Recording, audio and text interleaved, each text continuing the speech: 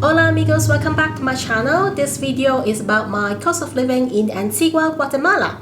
First, I'm gonna talk about how Antigua is like. Second, I'm gonna talk about banking. Then I will dive into the cost of living. I have the timestamp down below, so feel free to go into the section that you want to watch. Just remember to like, share, and subscribe. Antigua is a small town which is 1 hour away from Guatemala City, if you are lucky.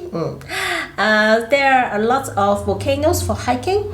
If you don't like hiking or if you're with children, there are lots of farms to visit, such as coffee farm, macadamia farm, avocado farm, etc. If you go to a language school, they might bring you to some of them, or you just ask people because those are not listed on TripAdvisor.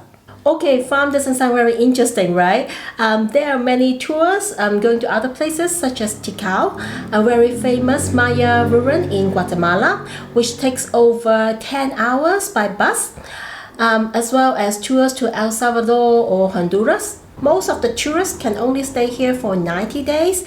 If they want to stay longer, more likely they will go to a place called San Cristobal de las Casas in Mexico and come back so they can get a new visa with another 90 days. Guatemala has a seafood agreement with Nicaragua, Honduras, and El Salvador. If you exit Guatemala, go to the above countries and come back, you won't get a new visa. So the best way is go to Mexico, or you can go to Belize as well, but it's more expensive.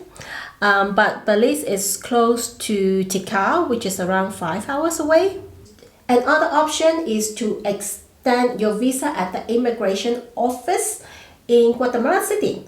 There are many information online about how to do it. Some say 8 days, some say 4 days, because the policy is keep changing. This morning I read a blog post.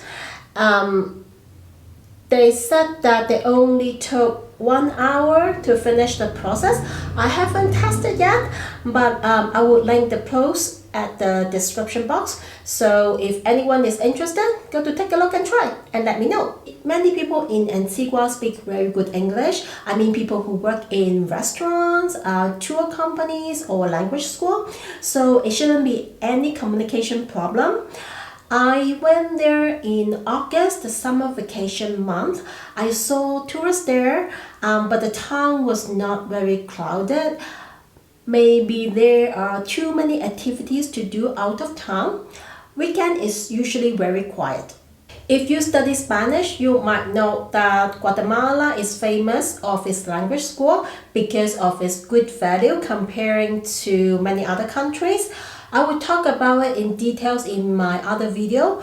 What I want to say is that even the tuition it has a better value doesn't mean that the cost of living is cheap.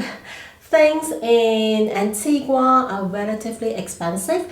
That's from my experience and also the comment from the local people. Let's talk about banking in Antigua because I saw so many people were talking about it on TripAdvisor.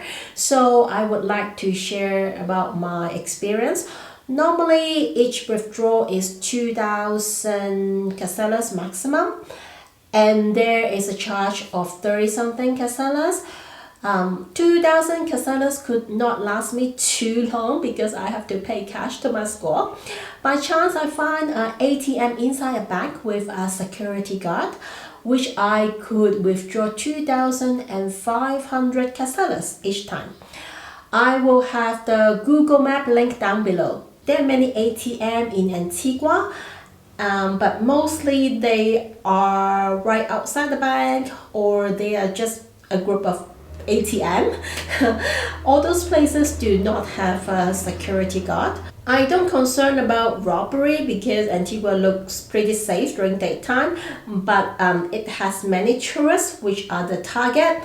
I just want to avoid any chance that my information will be scanned. Also, I would say don't withdraw your money in the last minute. My experience was that the third time I went to the same bank, I couldn't withdraw any money. So the next day, I brought my passport to the bank and I tried to withdraw from the counter. But I couldn't because there was a connection problem between my card and the bank. I assumed that because it rained a lot the previous day and it affected the connection. Then I tried another bank, still I couldn't. So prepare yourself and good luck. I never use credit card in Antigua because there is an extra charge and I wasn't too sure about the security. Okay, let's dive into the cost of living. First is dining out. Let's watch a clip.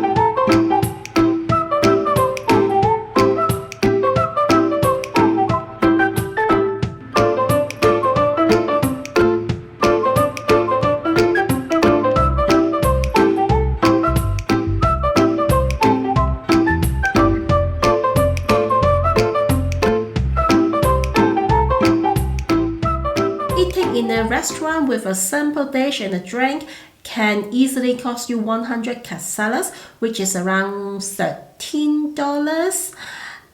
Restaurants tend to put 10% service charge directly to the bill, so that $13 is including tip.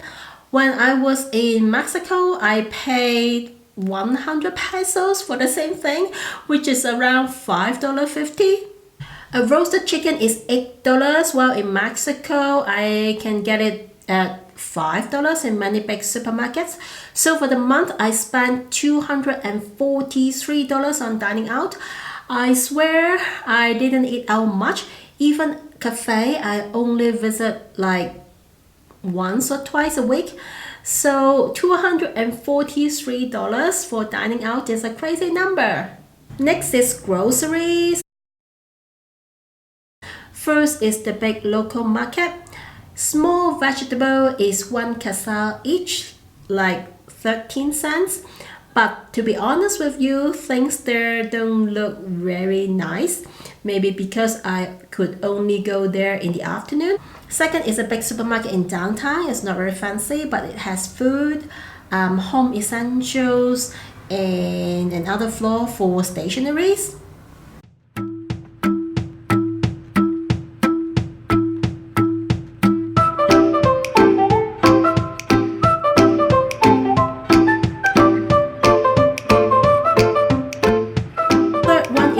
Supermarket that is close to my Airbnb. It's not very big but very modern and clean. You can have more choices of international food. The meat is packed very nicely. Because it's not close to downtown, it's usually not busy. Right next to it there is a little plaza with a food court and different kind of shops. I wanna be happy, happy, happy, day and night. Wanna be alright, happy. I wanna be lovely, lovely, lovely, bold and bright. Wanna find my light, lovely. Hold my hand and tell me everything is good. Strike up the band and let's wake up the neighborhood. They'll never get us, they'll never catch us. No, no, no. I wanna be happy, happy, happy,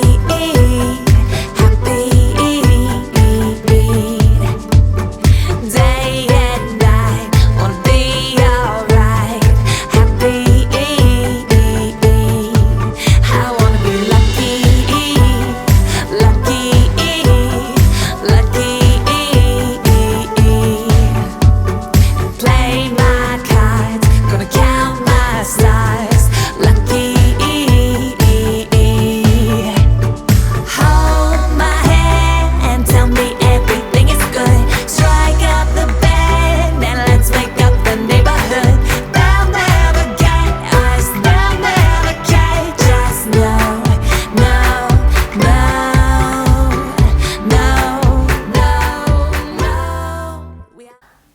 transportation, I'm glad that Uber is available in Antigua.